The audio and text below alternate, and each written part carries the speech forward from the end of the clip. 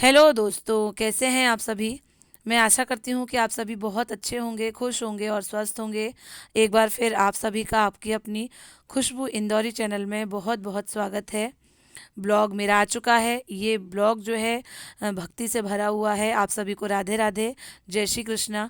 इसलिए कि दोस्तों मेरी गली में श्रीमद् भागवत महापुराण जो है उसका आयोजन हो रहा है। आज श्रीमद् भागवत कथा महापुराण का प्रथम दिन है दोस्तों। और आज कलश यात्रा निकाली जाएगी, जिसमें मेरी सहेली विनीता भाभी और भैया जो हैं आज के प्रथम दिन के मुख्य यजमान बने हुए हैं। सारी तैयारियां चल रही हैं, सारे लोग पंडाल में आ चुके हैं। ये पास में शिव मंदिर है। यहाँ मैं अक्सर आया करती हूँ। आपने पहले की भी वीडियोज़ में देखा होगा। जब भी मैं पशुपतिनाथ का व्रत करती थी मैं इसी मंदिर में आती थी। तो यहीं पर मंदिर के जस्ट सामने ही श्रीमद् भागवत कथा का प्रोग्राम रखा गया है। हम लोग जब कथा सुनेंगे तो अपना जीवन जो है धन्य धन्य कर लेंगे। बहुत आनंद इस समय दोस्तों हम लोग के जीवन में चल रहा है। भाभी आज की पूजा करेंगी, जिसमें सबसे पहले उन्होंने महाकाल के दर्शन किए हैं, सारी देवी देवताओं के जो है दर्शन किए हैं, पूजा पाठ की है।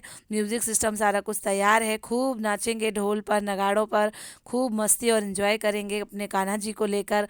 और श्रीमद् भागवत कथा को लेकर हम लोग चलेंगे और रास्ते भर नाचते कूदते कूदते हुए जाते जाएंगे। और फिर क्या होगा दोस्तों कि एक मंदिर है जो निश्चित किया हुआ है कि उस मंदिर से कलश यात्रा जो है स्टार्ट की जाएगी। तो सारे लोग अपनी अपनी जगह तैयार हैं और ये हमारे लड्डू गोपाल भी तैयार हैं अपने भक्तों के साथ जाने के लिए और उनकी भक्ति के रस में डूब जाने के लिए। साथियों, आज प्रथम दिन कलश यात्रा के लिए मैंने जो है स्कूल से स्पेशल छुट्टी ली है। मैंने कहा कि मैं कलश यात्रा में ज़रूर जाऊंगी। और ये मेरी फ्रेंड और उनके हस्बैंड खड़े हुए हैं। ये रही श्रीमद् भागवत कथा। मेरे सभी व्यूवर्स जो है दर्शन कर लें और अपने जीवन को धन्य कर लें। एक एक शब्द इसका जो है हमारे जीवन को धन्य बना देता है, हमारे जीवन को कृतार्थ कर देता है। यदि हम भागवत कथा अच्छे से सातों दिन की सुनते हैं तो सच में हमारा जीवन जो है परिपूर्ण हो जाता है, धन्य हो जाता है।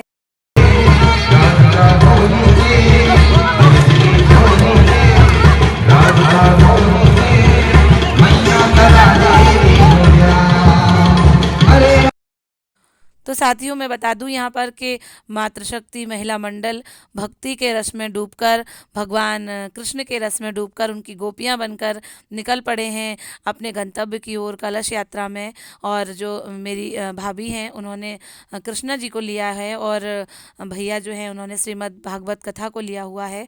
हम उस मंदिर में पहुँच गए हैं। यहाँ पर एक जगह कहलाई जाती है झंडा चौक, वहाँ पर एक मंदिर है जिसमें सभी देवता जो हैं विराजे हुए हैं। वहीं से हमारी कलश यात्रा स्टार्ट हो गई। बहुत सारे संख्या में जो है कलश रखे हुए हैं, उन पर नारियल और उनमें पवित्र जल भरा जा रहा है, जिसमें गंगा जल की भी योगदान रहेगा उसमें। और ये श्रीमद् भागवत कथा जो है मंदिर में आ चुकी है। पंडित जी श्री धर्मेंद्र जी नागर द्वारा जो है कथा का वाचन किया जाएगा। उन्हीं के द्वारा पूजा संपन्न की जाएगी विधि विधान से, जो भी चीज़ें रहेंगी। साथियों, मेरे जितने भी व्यूवर्स हैं उन वो सभी आमंत्रित हैं श्रीमद् भागवत कथा महापुराण में कृष्ण के रंग में रंग जाने के लिए, कृष्ण की भक्ति में डूब जाने के लिए। इन दिनों मैं और मेरी पूरी गली जो है कृष्णमय हो रखी है। हर एक गोपी, हर एक सखी जो है अपना पूरा योगदान देना चाहती है, कैसे भी करके वो जो है पांडाल में पहुंच जाए और भगवान को जी भर के देख ले और कथा का रसपान कर ले। दोस्तों मेरी भी थोड़ी सी मजबूरी है। मैं 10 से 5 स्कूल में रहती हूँ। 5 बजे दोस्तों मैं दौड़ी दौड़ी सीधा पांडाल में ही पहुँचती हूँ। आज मैंने स्पेशल हॉलीडे ले रखा था जिसमें कलश यात्रा में मैं शामिल हुई। मन एकदम गदगद हो गया है, इतनी खुशी है, इतना भक्ति से भरा हुआ मन है। ऐसा लग रहा है कि मानो जीवन सफल हो गया है। इसी दिन के लिए हम लोग जो हैं जन्म लिए हैं। ये जो शिव मंदिर से हमारी यात्रा स्टार्ट हुई थी दोस्तों, वहीं आकर समापन हुई है। मंदिर में सारे कलश रखे गए हैं पूजा के। और जो विधि विधान से श्रीमद् भागवत कथा जो है मंच पर मंचासीन होएगी और सखियों का ये नृत्य हो रहा है। 2 बजे से दोस्तों फिर कथा का वाचन किया जाएगा पंडित जी के द्वारा, और हम सभी मन लगा के दिल से हृदय से भक्ति रस में डूबकर कथा का रसपान करेंगे। उसके बाद 5 बजे दोस्तों जो है आरती होती है, और फिर हम लोग आरती करने के बाद प्रसाद के बाद फिर अपने अपने घर विदा होते हैं। तो आज गुरुजी ने बताया था कि जो है दीपक आप तुलसी जी पर और अपने मंदिर में तो रखती ही हैं, साथ ही साथ एक अपने पूर्वजों के लिए भी घी का दीपक रखना चाहिए, जो कि आपके दरवाजे पे रखा जाएगा। और एक दीपक जो है आपके जहाँ भी आप पानी रखते हैं वहाँ रखा जाएगा। मैंने सुना तो आज मैंने उनकी कहे के अनुसार आज मैंने दीपक रखे हैं। अब मैं ऐसा हमेशा ही करूँगी। मैं दीपक मंदिर में तो लगाती थी और तुलसी जी पर भी रखती थी, लेकिन दरवाजे और जो पानी की जगह होती है वहाँ मैं नहीं रखती थी। लेकिन अब से मैं पूरी बात उनकी जैसी वो बोलते हैं वैसा मैं मानूंगी, और अपने जीवन को धन्य मानूंगी कि गुरुजी के द्वारा जो भी बातें कही जा रही हैं वो हम अपने जीवन में आत्मसात कर रहे हैं, उतार रहे हैं। दोस्तों सच में इन दिनों बहुत ही अलग ही माहौल है, हमारे सबके हृदय में सब एकदम कृष्णमय बने हुए हैं।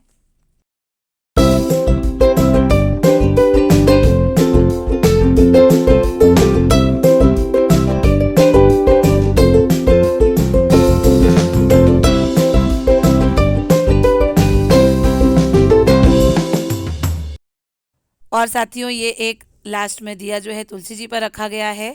इसके बाद दोस्तों पूजन पाठ करने के बाद अब घर की भी जिम्मेदारी बनती है, गृहस्थ जीवन भी है। हाँ, हम कृष्ण की सखियां हैं, गोपियां हैं, उनकी प्रेमिका हैं, उनकी माँ बन जाते हैं, उन्हें अपना लल्ला समझते हैं, लेकिन एक गृहस्थ जीवन भी है, उसे भी देखना है। तो ये बन रहे हैं करेले, जो कि मेरी फ्रेंड ही बना रही हैं। मुझे उनके हाथ के बहुत पसंद है। जब भी वो जो है मैं करेले लेती हूँ तो मैं विनीता भाभी से ही बनवाती हूँ। तो वो आ गई हैं और उसी दिन की बात है, इतनी थकी हुई हैं और मेरे घर कुछ काम से आई थी। मैंने कहा मेरे करेले बना दो, मैंने सारी तैयारी करके रखी हुई है। तो वही बना रही हैं मेरी किचन में। मेरे हस्बैंड को और मुझे उनके हाथ के करेले बहुत ही अच्छे लगते हैं। तो करेले कट करके सबसे पहले जो मस्टर्ड ऑयल है उसमें उन्होंने सेक लिए हैं, डीप फ्राई कर लिए हैं, और जो मिक्सर में लहसुन प्याज और अदरक का पेस्ट डाला हुआ है, और ये अच्छे से तेल में उसको मिक्स करके पकाया जा रहा है। और सारे जो खड़े मसाले होते हैं, पीसे मसाले, हल्दी, नमक, मिर्च, धनिया, वो सारी चीज़ें डाल दी हैं। कुछ अलग से स्पेशल नहीं करते हैं दोस्तों, लेकिन पर फिर भी बहुत टेस्टी बनते हैं। ये मसाला जो है पक रहा है, और जो वो सिके हुए करेले हैं वो भी इनमें ऐड करे जाएंगे। इसके बाद थोड़ी सी इमली डाली जाएगी और करेले बन के तैयार हो जाएंगे। और वो करेले इतने टेस्टी होते हैं, बहुत ही अच्छे लगते हैं। एक बार आप भी ऐसे बना के देखिएगा। कुछ खड़े मसालों का यूज़ नहीं, पीसे हुए मसालों का ही यूज़ है इसमें। बस तेल और इमली का ही कमाल है। तेल थोड़ा ज़्यादा लगता है और इमली भी डाली जाती है। अगर आपके पास इमली नहीं है तो आप नींबू, आधा नींबू भी डाल सकते हैं। ये पाव भर करेले बन के तैयार हो रहे हैं। बहुत ही बढ़िया हैं। बहुत ही धन्यवाद उनको कि वो हमारे यहाँ बना देती हैं आके, अपना सारा काम धंधा छोड़ के। इस तरीके से मेरा आज का ये ब्लॉग था। प्लीज़ लाइक करें, शेयर करें, चैनल को सब्सक्राइब करें। आगे भी आपको इसी तरीके से ब्लॉग मिलते रहेंगे। Thank you, bye bye, thanks for watching.